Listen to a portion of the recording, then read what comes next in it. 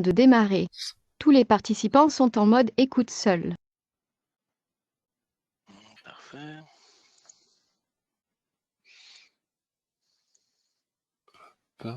Euh, Bonjour à tous. Moi je me présente, c'est Grégory Deston, Société Connect Data. Aujourd'hui donc c'est le webinaire sur la partie Hornet Security. On va attendre encore quelques minutes euh, que les derniers participants puissent arriver. Je pense dans 3 minutes exactement, on va commencer la présentation. Il y aura également donc une démonstration à la suite de cette petite présentation sur Connect Data, ensuite Hornet Security, également l'offre Hornet Security, et donc juste après la démonstration. Donc à tout de suite, plus que 2 minutes. Merci.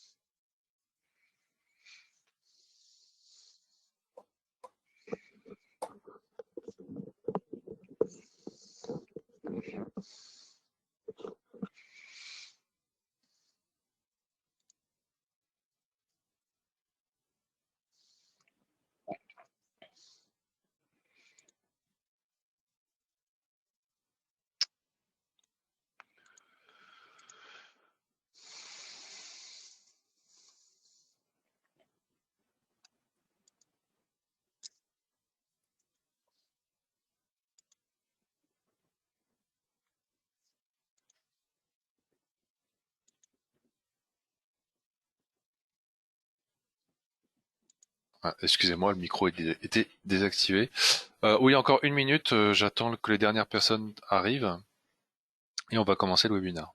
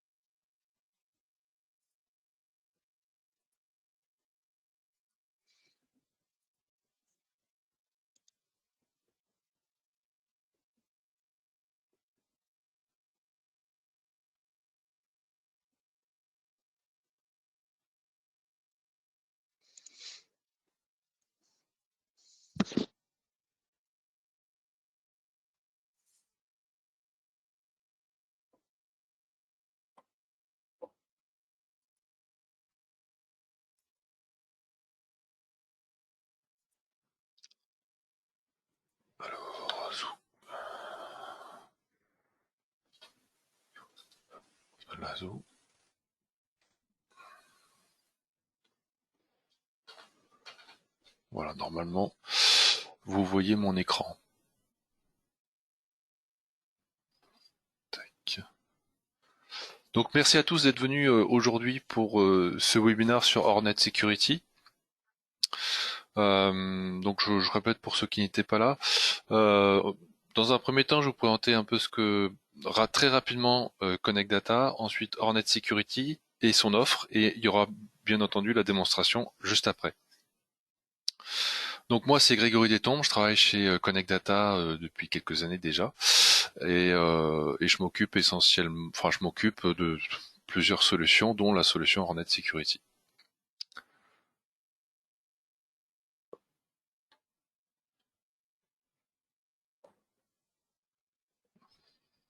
Alors, ouais, ça fonctionne, c'est bien.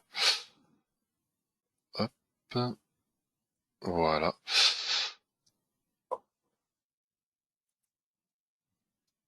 Alors, la société Connect Data est une société grossiste distributeur de solutions en télécommunication, réseau.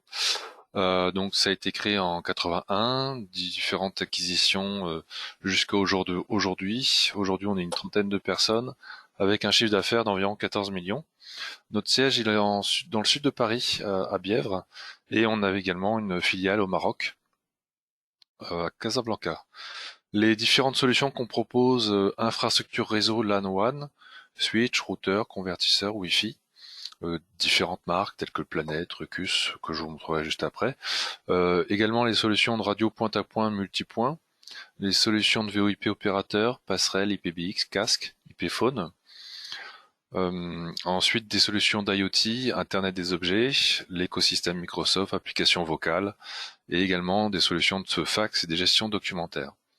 Donc les différents partenaires avant, il y avait donc dû à leur achat de Connect Data, Syntel a été racheté par Connect Data il y a quelques années. Donc du coup, on garde un petit peu ces deux départements, le département de Syntel et le département Connect Data, mais c'est exactement la même société depuis le 1er janvier 2022, car il y a une fusion qui a été réalisée. Donc là, on va retrouver Altaro, Hornet Security, donc AudioCode, Media 5, Sangoma, Dialogique. Et sur la partie Connect Data, vous avez donc Seragon, Ruckus, les portails captifs Ucopia, et sur la partie LAN WAN, vous allez retrouver donc Teltonika, Transition, euh, Ruckus, RAD. Et sur la partie radio, vous allez retrouver Radwin, qui est Mimosa. La société. Donc la société Hornet Security, euh, c'est une société qui a été créé en 2007, implanté dans différents pays. Euh, c'est le premier fournisseur allemand basé à Hanovre de sécurité de messagerie dans le cloud en Europe, qui protège l'infrastructure informatique, la communication numérique, les données des entreprises. Hornet Security est présente dans plus de 30 pays, donc un grand réseau de partenaires en constante expansion. Ils ont plus de 50 000 clients finaux dans le monde, avec dont les principaux Swisscom, Telefonica, Konica, Minolta. Ils ont 8000 partenaires, plus de 8000 partenaires revendeurs intégrateurs. Ils ont 12 bureaux également dans le monde, plus de 400 employés et ils ont un peu plus de 10 data centers également. La mission d'Hornet Security, donc c'est la protection du mail. Dans la protection du mail, il y a les anti-malware, l'archivage des emails et la sauvegarde des emails.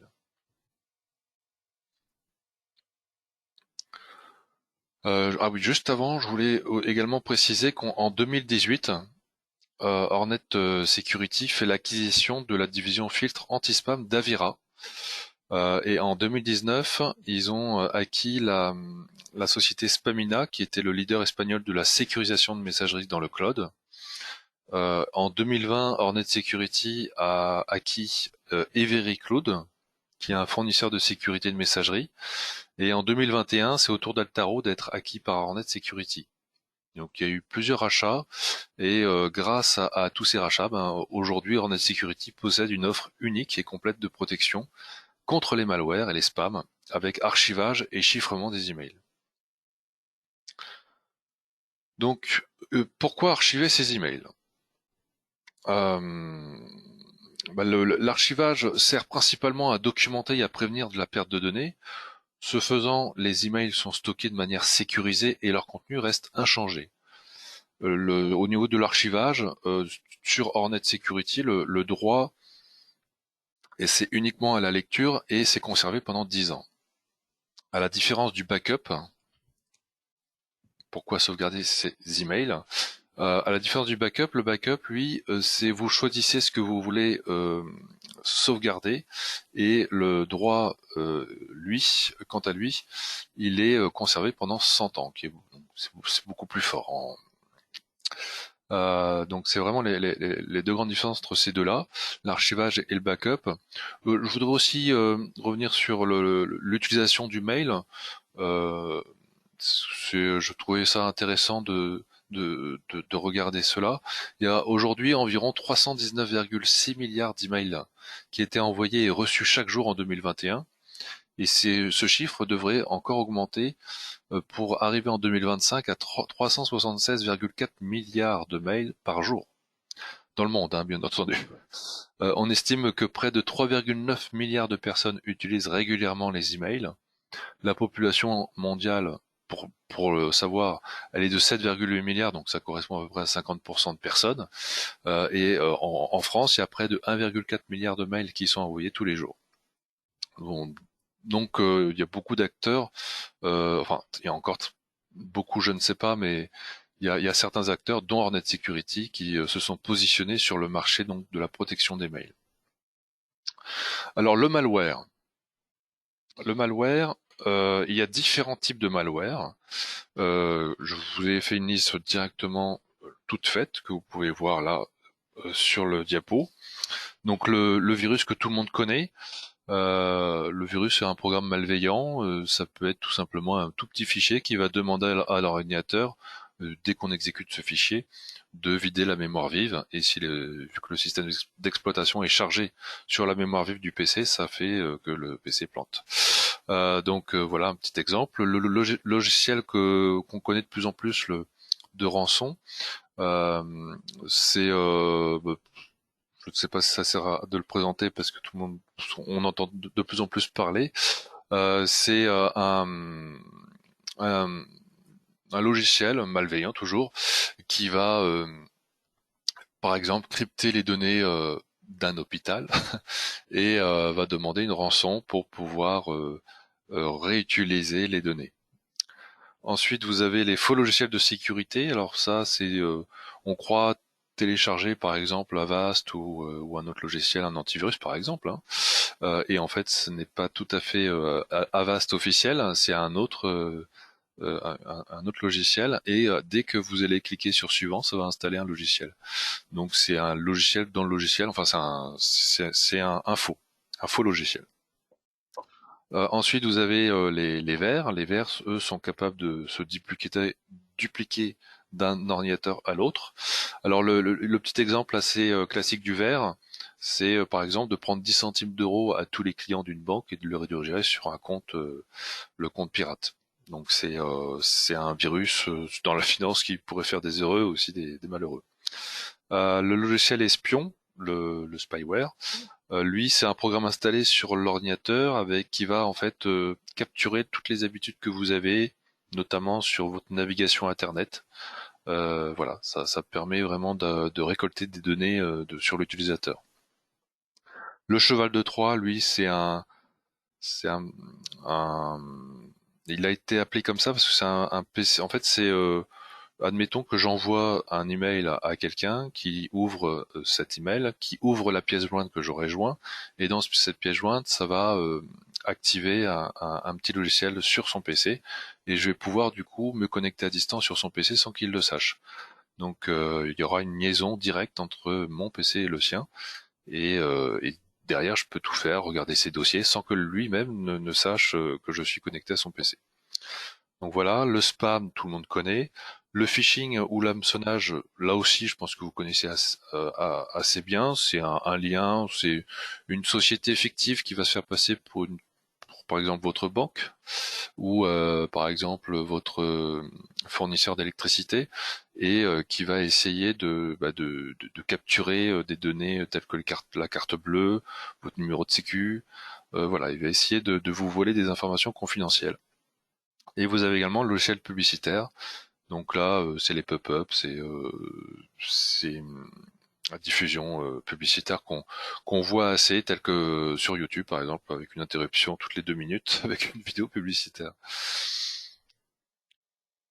Donc voilà toute la liste des malwares. Et au niveau des malwares, la croissance de nombre de malwares est en constante progression d'année en année. Donc c'est pourquoi aujourd'hui on a besoin d'une solution de protection de mail. 99% des virus rentrent par le mail. Aujourd'hui, pourquoi ai-je besoin d'une solution de cybersécurité pour ma boîte mail? Alors, il y a une fausse idée répandue selon laquelle Microsoft sauvegarde entièrement les données d'Office 365 dans le cadre de l'abonnement, mais c'est pas le cas.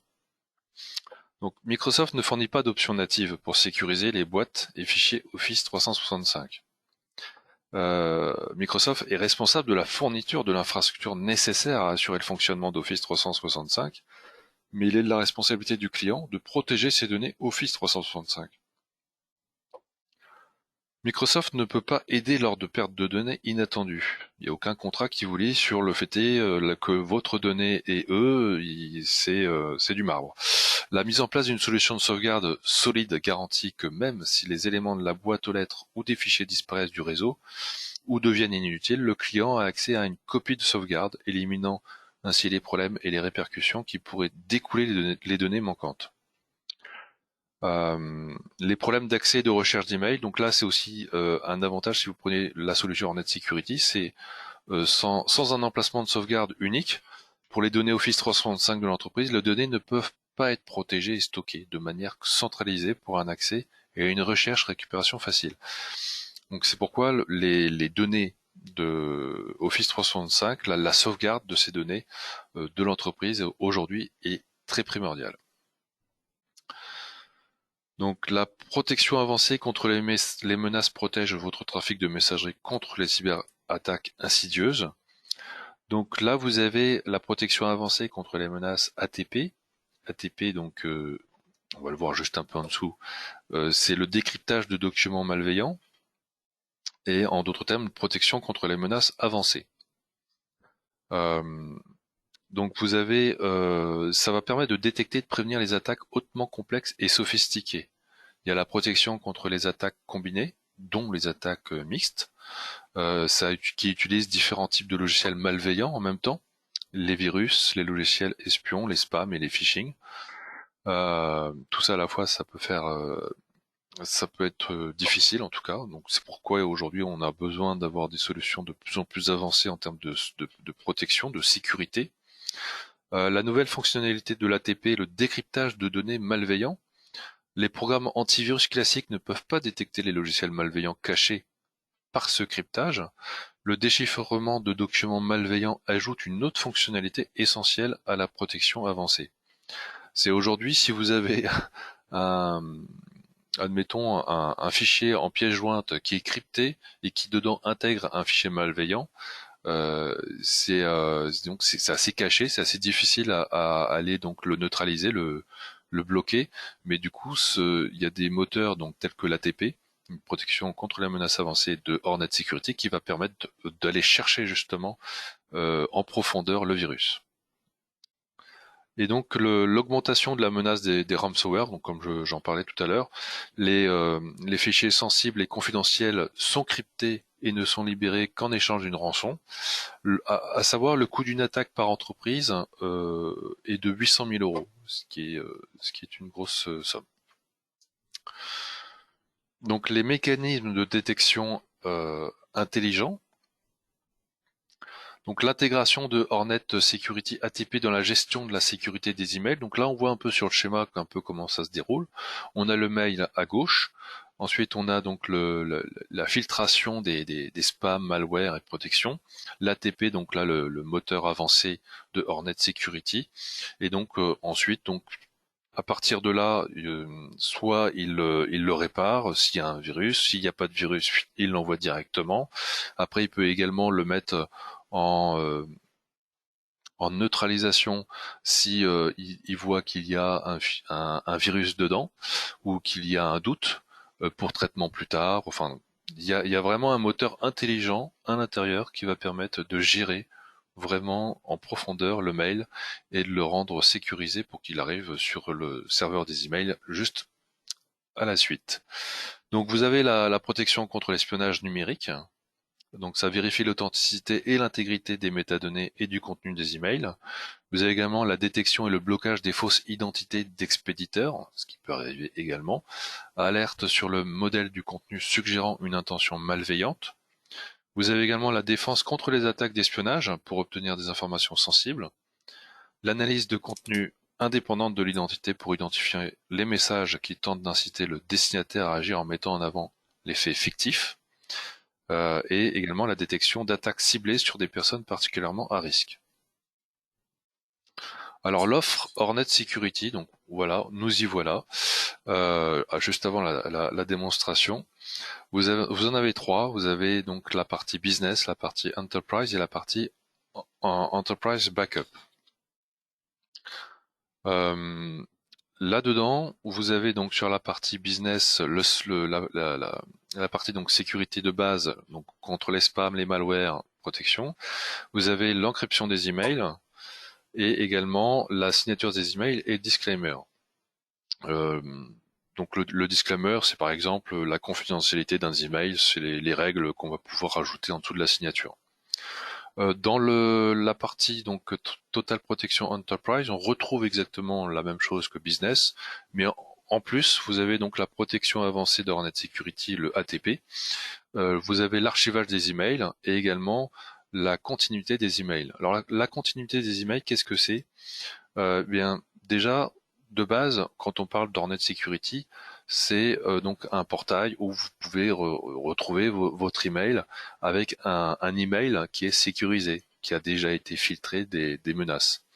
Donc vous pouvez bien entendu le faire descendre sur admettons un logiciel de messagerie tel que Outlook ou Thunderbird ou autre ou alors le laisser sur l'internet, mais ça va vous éviter tout simplement d'avoir un serveur de messagerie qui va filtrer sur un serveur, et le serveur peut coûter cher, l'entretien du serveur, la maintenance du serveur, et également donc dans la continuité du mail, c'est que actuellement Hornet Security a plusieurs data centers, et si on a un qui tombe, toutes les données sont redondées. Donc il y a vraiment une continuité du service, donc il n'y aura pas de coupure. Donc c'est une protection. Ensuite, vous avez donc la partie Enterprise Backup. Donc là, c'est vraiment la totale. Vous avez donc la même chose que Enterprise, sauf que vous avez le backup en plus. Et le backup, c'est ce que Altaro justement proposait, et ce que Hornet Security a rajouté à son catalogue. Donc vous avez le backup donc des Mailbox, de Teams, de OneDrive, de SharePoint, et également le petit dernier de Endpoint. Donc là, vous avez vraiment une protection ultra complète. Pour la démonstration, donc c'est Anthony Colgan qui va nous faire une démonstration de cette solution Hornet Security. Anthony, est-ce que tu m'entends? Est-ce que tu es prêt? Oui, oui, on peut commencer quand tu as terminé. D'accord. Je vais te passer la main du coup. Ouais, alors juste un peu de patience pendant que, bon, je vais show my screen. Je crois que j'ai le mauvais écran de montrer. Je vais juste minimiser mon stock.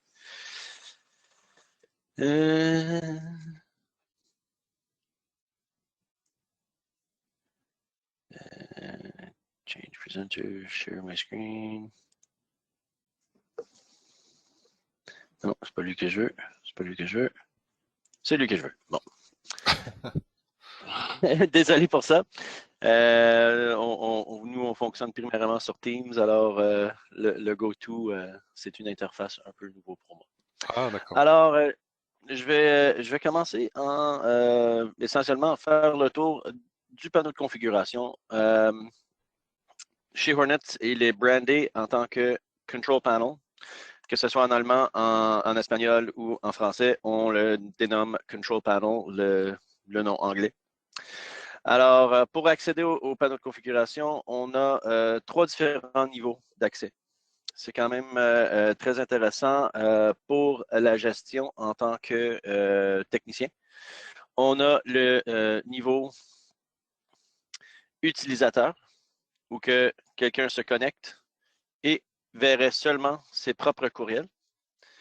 Dans cette vue-là, on a ce qui s'appelle le dashboard. Ça, c'est littéralement pas super utile pour l'utilisateur, mais côté administrateur, il va avoir beaucoup plus d'informations très vite à sauter entre les différents modules. Pour l'utilisateur, dans son dashboard, il n'y a pas grand-chose. Essentiellement, il y a que deux objets dont un utilisateur pourrait s'accéder. Le Email Live Tracking, qui est l'historique des courriels. Là, ce compte-là n'a pas de courriel dedans. Je vais passer, on voit un des tests que j'ai fait.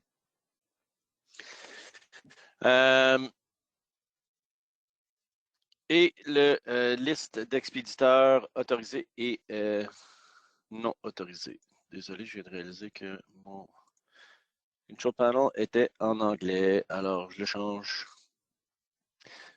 Chacun des utilisateurs qui se connectent après le panneau de configuration ont le droit de changer leur langage par défaut, leur plage horaire, s'il y en a dans différentes plages horaires, ou fuseaux horaires, c'est-à-dire. Le format de date, format d'heure et tout ça.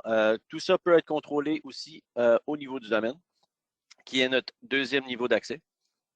Alors, au niveau du domaine, pour être capable d'accéder aux settings du domaine au complet, il faut être administrateur au niveau du domaine.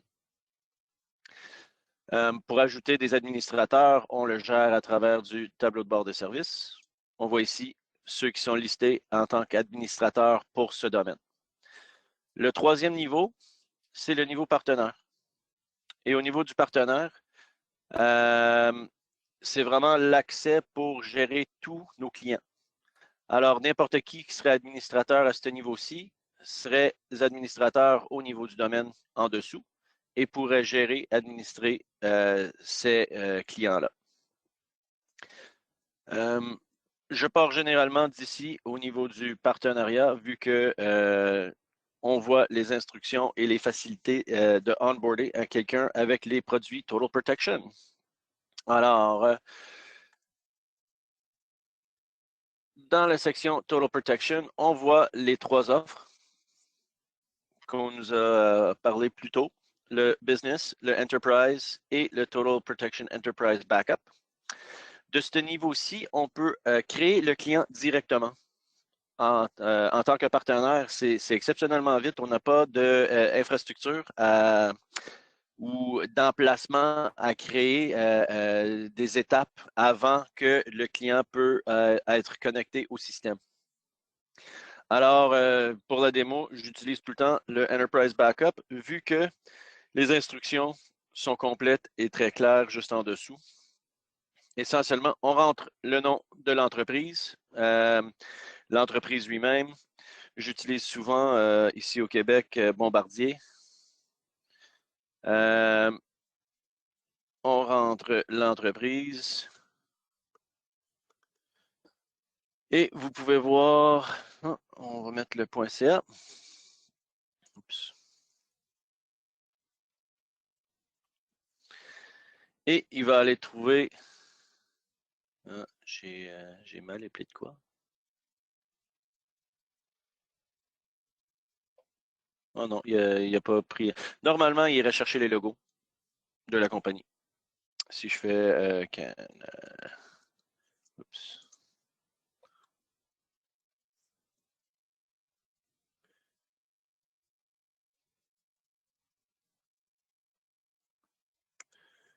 On peut voir qu'en faisant le scrape, il va commencer à ramasser les logos des clients et tout ça. On peut choisir de la liste comme cela. Et on ajoute un administrateur tout de suite après. On accepte. On clique sur commencer maintenant et les instructions qui sont ici vont suivre. Pour le connecter côté courriel, c'est exceptionnellement facile. C'est un single sign-on. On a seulement besoin que l'administrateur du tenant Office 365. On rentre les droits d'administration. On voit l'autorisation à connecter. On accepte et en arrière-plan, un API se connecte directement au tenant Office 365 et synchronise tous les boîtes avec licence, tous les settings, les domaines, etc. et se connecte et font tous les étapes nécessaires pour configurer le produit sur le tenant Office 365. Le tout prend en dessous de 10 minutes. Donc ça, c'est quelque chose d'exceptionnel dans mon opinion. Généralement, faire un onboarding avec quelque chose de cette nature-ci, dans mes expériences professionnelles, prend un minimum d'1 heure ou deux. spécialement quand on considère que la plupart des produits vont avoir des difficultés avec la livraison des courriels pendant 1 heure ou 2. On fait ça généralement hors des heures de travail. Ce produit-ci, tu peux le faire, c'est tellement vite, la synchronisation est tellement vite que tu peux le faire à l'heure de lunch, à midi, au milieu de la journée, sans faute, sans souci.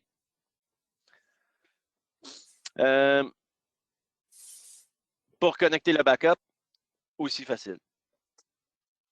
On a 4 autorisations à faire vu qu'il y a différents niveaux dans lesquels le Total Backup doit se connecter au tenant Office 365. Une fois fait, c'est connecté et ça protège littéralement le tenant au complet en tant que les données qui sont dessus. Les SharePoint, les conversations Teams, les groupes de sécurité, les boîtes de courriel, les OneDrive perso de chacun des utilisateurs. Et même avec le produit Enterprise Backup au complet, avec l'installation d'un plugin, on peut faire des backups endpoint aussi. Was machst du denn hier? Juste un instant.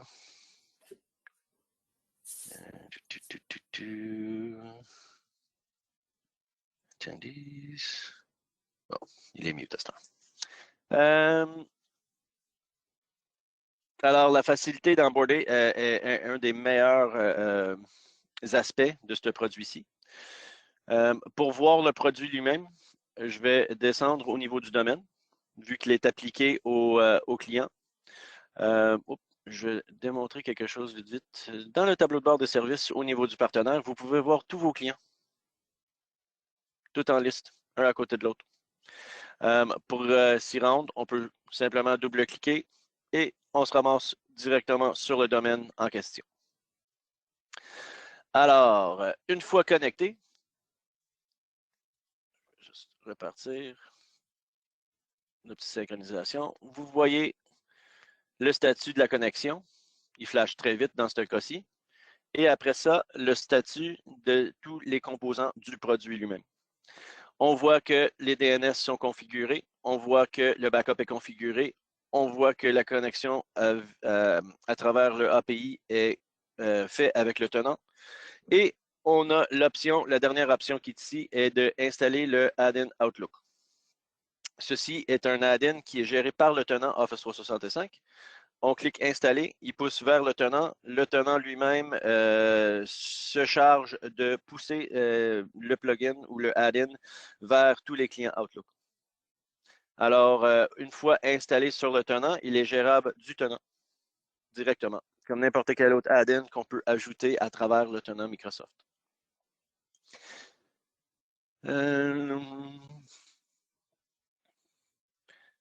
On peut voir ici, une fois connecté, les boîtes se synchronisent. On voit les différents niveaux ou les différents types de boîtes de connexion.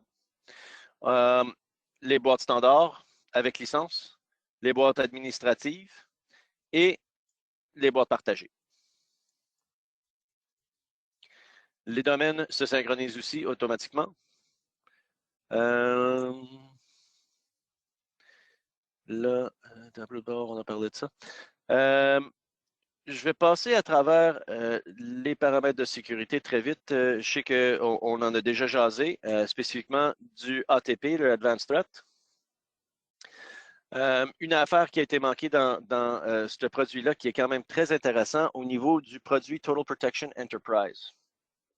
Au niveau Enterprise, on a ce qui s'appelle le Expose Deletion.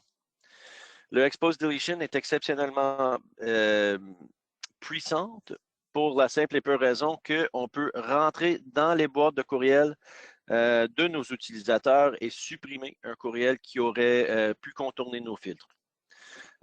Ceci arrive de temps à autre, primairement quand il y a un nouveau vecteur d'attaque qui se produit. Avant qu'il ait identifié, souvent, il est très difficile d'être capable de détecter la malveillance du courriel en tant que tel.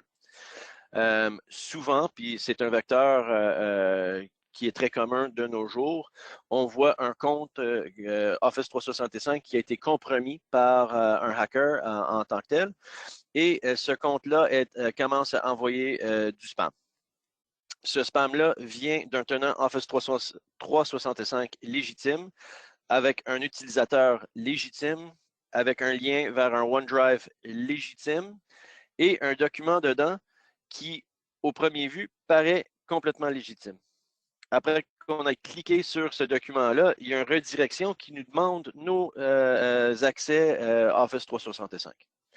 Rendu à ce point-là, spécifiquement quand que les utilisateurs reçoivent un courriel de quelqu'un qu'ils connaissent, ils cliquent sur le lien, ils rentrent leur mot de passe et nom d'utilisateur et leur compte devient le prochain qui est compromis dans la chaîne. Alors, ces genres de vecteurs-là, quand ils sont identifiés, nous avons le Real-Time Alert qui va vous notifier si jamais quelque chose de cette nature-là arrive. Un vecteur nous a dépassé au début et a été identifié. À ce point-là, on peut utiliser le Expose Deletion pour aller supprimer tous les courriels qui ont été reçus. Très puissant, vu que même si un utilisateur ait ouvert le courriel en tant que tel, on peut aller le supprimer après le fait. Fait que c'est pas comme un unsend ou quelque chose de cette nature-là. C'est vraiment une suppression directe. On a parlé un peu du sandboxing et tout ça tout à l'heure. Primairement, on a notre URL rewriting aussi, qui aurait identifié ce vecteur-là quand un utilisateur aurait cliqué sur le fichier lui-même. Avec le URL rewriting, n'importe quel lien ou URL dans un courriel serait réécrite avec notre adresse. En cliquant dessus, il ouvre dans un sandbox une machine virtuelle que nous avons. Cette machine virtuelle-là va vérifier le lien et vérifier toutes les actions qui suivent. Et donc, tout serait laissé aller pour le fameux vecteur dont je viens de vous parler.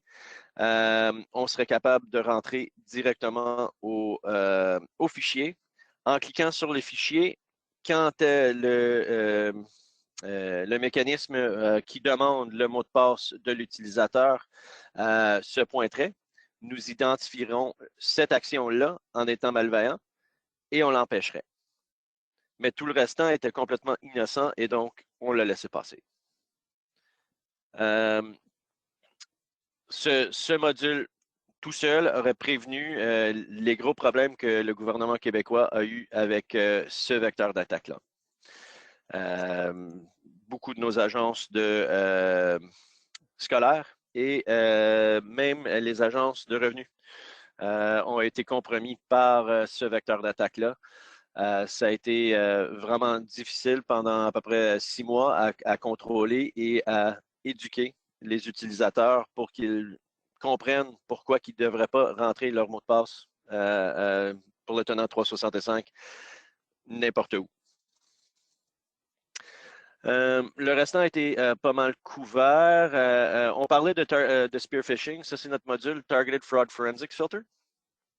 Ce module-là est quand même très intéressant vu que n'importe qui serait ciblé en tant qu'une impersonnalisation.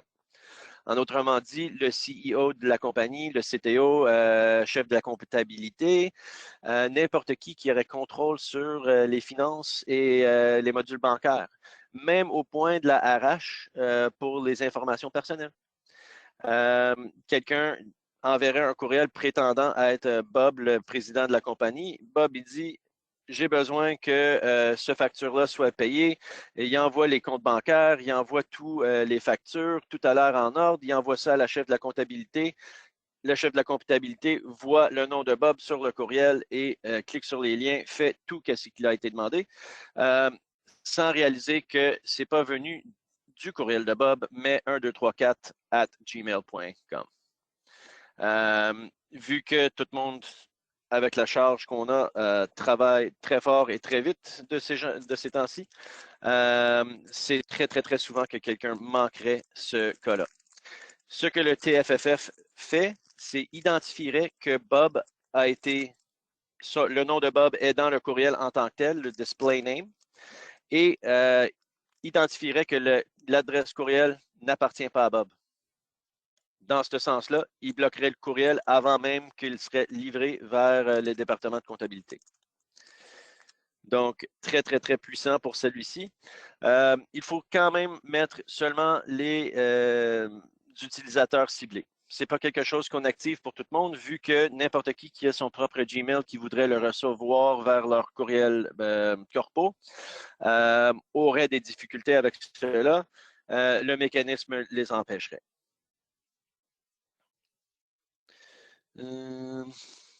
On a parlé de l'archivage. C'est quand même quelque chose de très puissant. Je vais vous montrer comment l'utiliser dans quelques secondes, mais c'est la seule manière qu'on peut livrer un courriel qui a déjà été livré. Pour cause de privacy.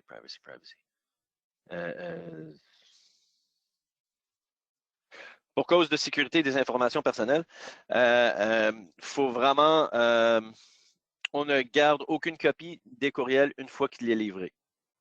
Quand il est dans la quarantaine, on garde une copie quand même parce qu'il n'a pas été livré. On doit le garder jusqu'au cas que c'est quelque chose qui est désiré par le client, par les administrateurs, etc. Pendant qu'il est dans la quarantaine, on garde la copie complète. Une fois livré vers la boîte de courriel d'un utilisateur, on ne garde plus le courriel. Et donc, si on essaierait de relivrer le courriel en tant que tel, ce serait simplement vide. On garde un historique, les en-têtes, la date, la transaction SMTP et tout, mais on ne garde pas le courriel en tant que tel, à part qu'on a utilisé l'archivage. Et donc, l'archivage, au lieu de faire une restauration d'un courriel ou quelque chose de genre, tu pourrais rentrer dans le système et simplement le relivrer vers la boîte de courriel de l'utilisateur par défaut. Désolé, j'ai juste besoin d'une traduction très vite.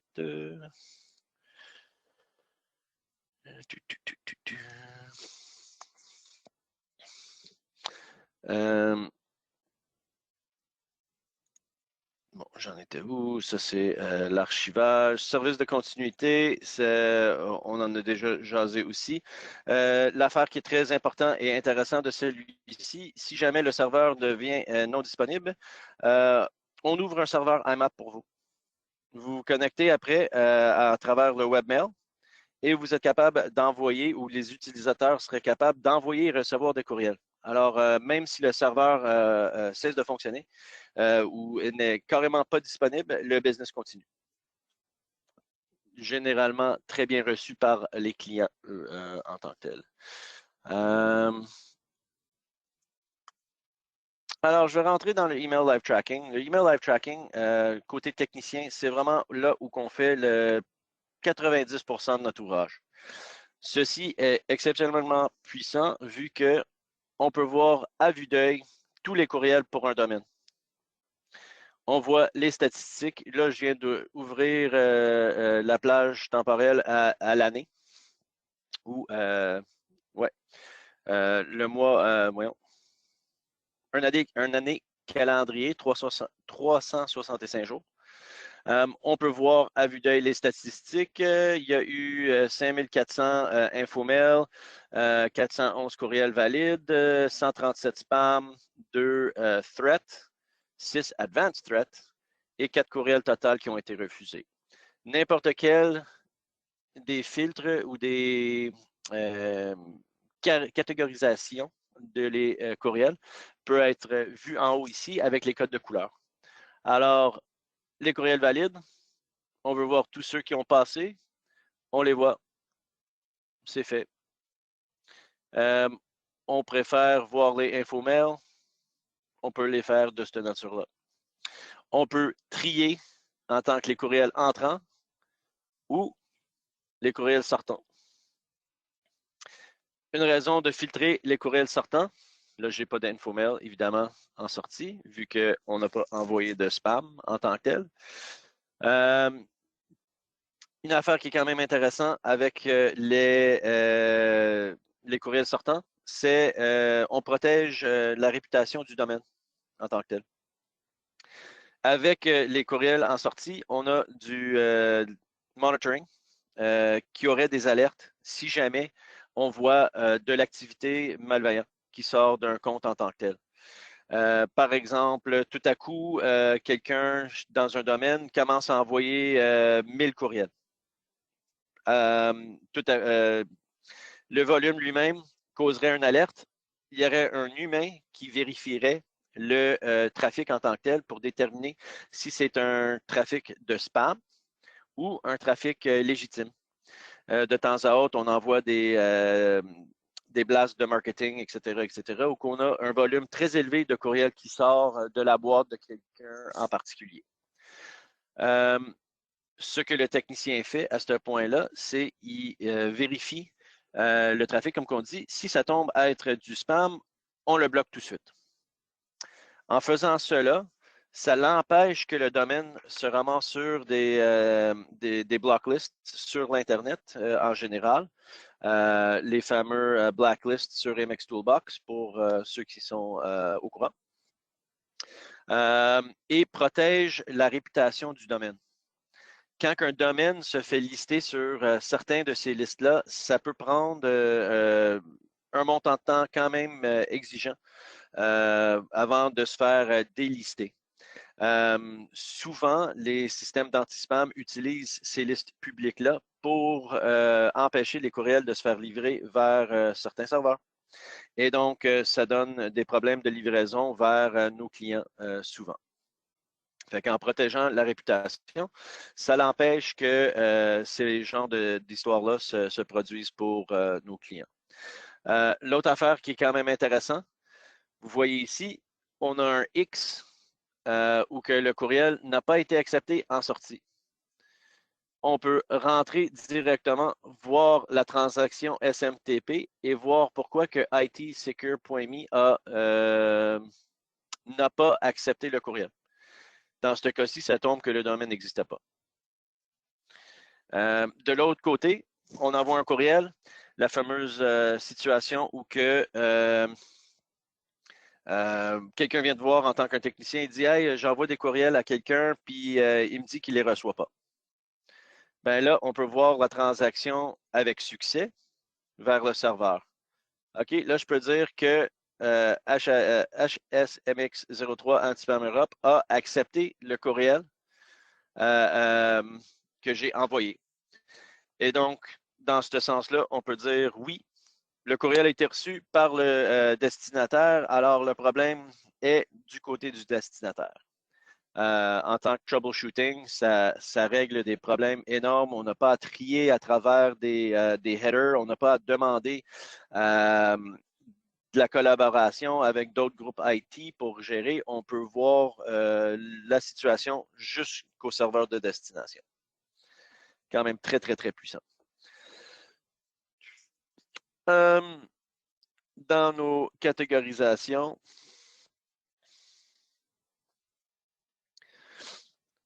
on nomme aussi la raison pourquoi que le courriel a soit passé ou pas passé. Dans ce cas-ci, le petit joke que les Allemands ont fait, du spam, c'est du jambon en canne.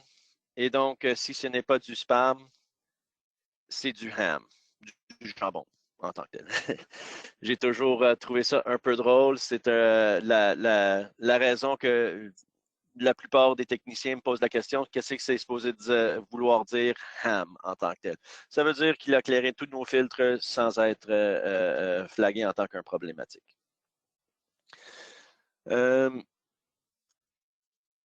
Est-ce qu'il y a de quoi d'autre, vu que notre temps commence à s'écouler? Je vais toucher vite sur le SAT, le Security Awareness Training. Ceci est une campagne de phishing simulé. On parlait des vecteurs et éduquer les utilisateurs pour être certain qu'ils comprennent pourquoi ne pas cliquer sur certains courriels, etc. On a un nouveau module qui vient de se faire intégrer avec le Security Awareness Training. On peut voir des statistiques, qui a cliqué sur quoi, quand est-ce que. Je vais aller avec un de nos autres partenaires. Désolé. Celui-là.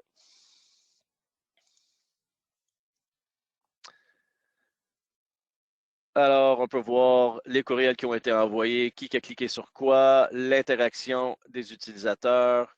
On peut même voir quels courriels de chaque niveau ont été reçus, qui a cliqué sur quoi, etc., etc. On peut aussi, dans la configuration, on a une formation en ligne.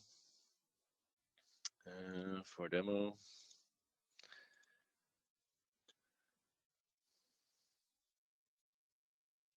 Oh, j'ai bougé trop vite.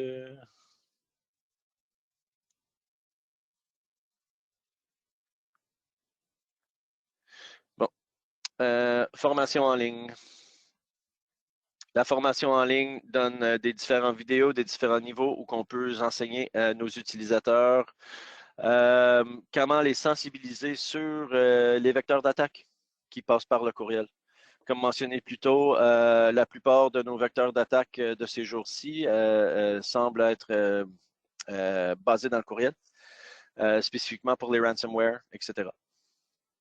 Y a-t-il quelque chose d'autre que j'ai manqué? Je vois que mon temps s'écoule. Un client, expéditeur. Une affaire qui est quand même intéressante, dans notre liste d'expéditeurs interdits et autorisés au niveau du domaine en administration, on a quand même le contrôle granulaire sur les bypass de chacun des filtres. Vu qu'on a multiples filtres, on donne multiples moyens de faire des contournements à ces filtres-là. Par exemple, un des plus gros problèmes qu'on a vu récemment, c'est la validation d'expéditeurs. Essentiellement, c'est une compagnie ou un expéditeur quelque part qui mal fait son record SPF. Si vous n'êtes pas au courant du SPF, je vous recommanderais fortement de le passer au Google et regarder ce mécanisme d'authentification-là. Essentiellement, ça donne une liste de serveurs autorisés à envoyer pour votre domaine. Et donc, si ça n'a pas été fait et quelqu'un envoie des courriels d'un serveur qui serait techniquement non autorisé, on a quand même un module qui empêcherait que ces courriels-là soient livrés aux clients. On peut faire le contournement de ce filtre-là seulement et non le filtre de spam. Et donc, dans ce sens-là, seulement le problématique est bypassé et non le restant des filtres qu'on a. Fait qu'on sait qu'on a un problème avec Bombardier. Eux n'ont pas fait leur SPF. Bon, pas de problème, on bypass celui-ci, mais il est quand même filtré pour le spam. Il est quand même passé à travers l'antivirus, le détecteur de phishing, le URL rewriter. Tout le restant des features sont quand même toujours impliqués. La plupart des whitelists ou des listes d'expéditeurs autorisés simplement autoriserait l'expéditeur à travers de tous les filtres disponibles. Donc, c'est quand même quelque chose de très intéressant.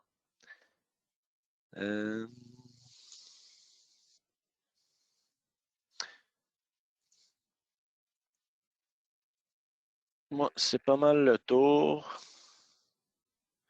On a parlé du backup, le VM backup. Je vais vous montrer l'interface très vite. C'est quand même très intéressant. On peut voir encore à vue d'œil tout notre tenant Office 365 et tous les modules qui sont inclus dans le backup.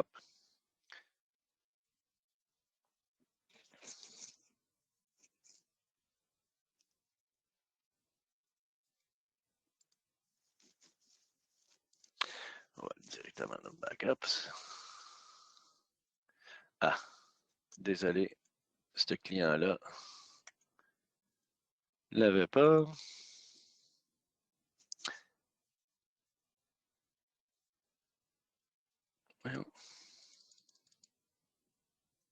OK.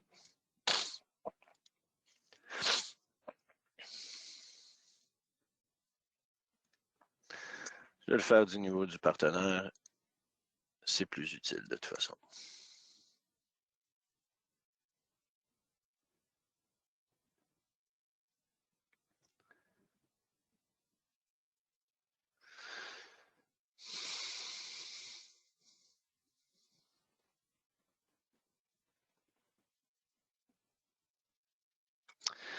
Donc, du niveau partenaire, c'est quand même très intéressant. On peut voir tous nos clients à vue d'œil, ceux qui ont les accès au portail, ceux qui ne l'ont pas, les souscriptions, au backup. Si on clique sur nos organisations,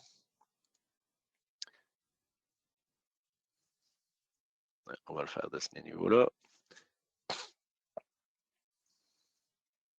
Il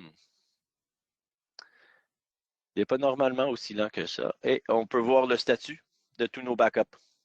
Ceux qui sont protégés, on met la souris par-dessus. Les mailbox, les OneDrive, les SharePoint, les Teams, tout ce qui est couvert, tous ceux qui ont été acceptés ou acceptés, et ceux qui sont toujours en progrès.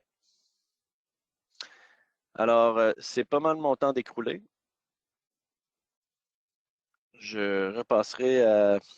Oui, non, je suis là. Du coup, c'est au niveau une petite question.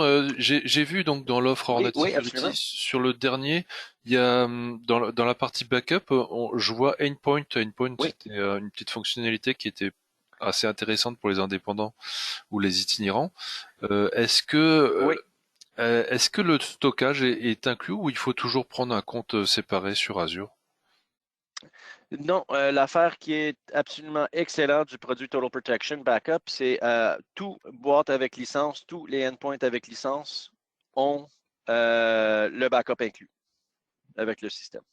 D'accord, d'accord. Donc, en autant qu'il a une licence côté Office 365, il est couvert avec le endpoint de notre côté aussi. Tout inclus. D'accord, C'est d'accord. vraiment le côté le plus intéressant de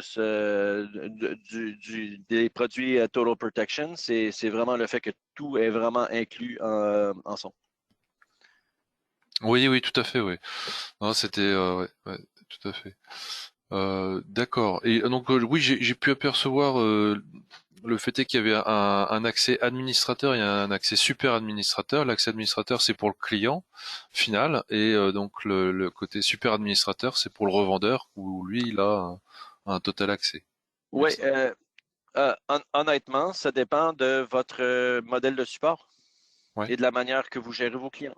On voit souvent des clients qui n'ont aucun accès administratif à leur propre domaine, seulement les accès utilisateurs pour être capable de gérer leur propre boîte de courriel eux-mêmes.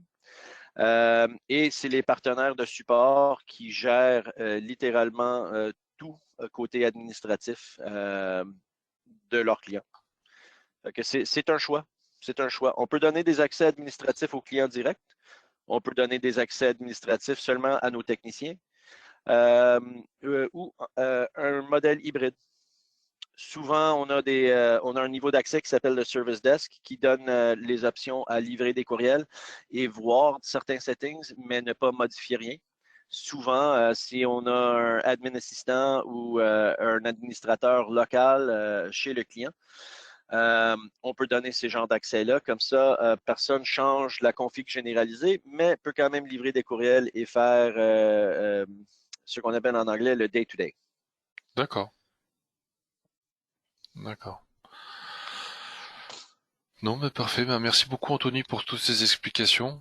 C'était le portail, il est vraiment bien fait, en plus en français, parce que avant la partie Altaro était en anglais, donc Oui, oui, ça oui. va nous changer beaucoup. Euh, Oui, et les traductions et tout ça, ça s'améliore à tous les jours. oui, tout à fait. Ouais. Très bien, mais je vais reprendre la main sur la Oui, partie présentation. Hop,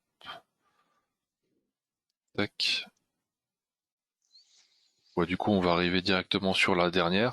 Donc, pour toutes les personnes qui ont suivi ce webinaire, ben merci.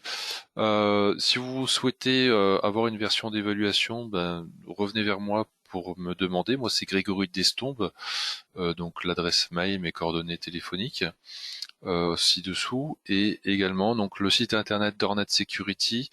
Et vous pouvez également retrouver toutes les solutions que nous faisons sur notre site internet à connectdata.fr, les marques. Altaro, si vous choisissez Altaro, bien entendu. Merci en tout cas beaucoup de nous avoir suivis. Merci beaucoup Anthony d'avoir répondu présent pour faire la personnalisation.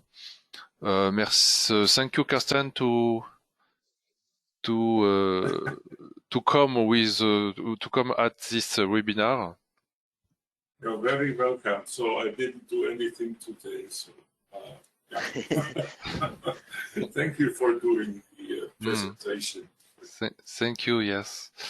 Et donc merci à tout le monde d'avoir pu être disponible et revenez vers moi si vous avez des questions sur cette nouvelle solution. Alors pour juste la petite information avant de nous quitter, la solution Altaro reste, hein, et c'est juste que on a une nouvelle offre Hornet Security avec donc comme je vous ai dit les 3 packages. Sur le dernier, donc l'offre Altaro se superpose sur l'offre Premium, mais l'offre Altaro de base reste, donc n'ayez pas de crainte.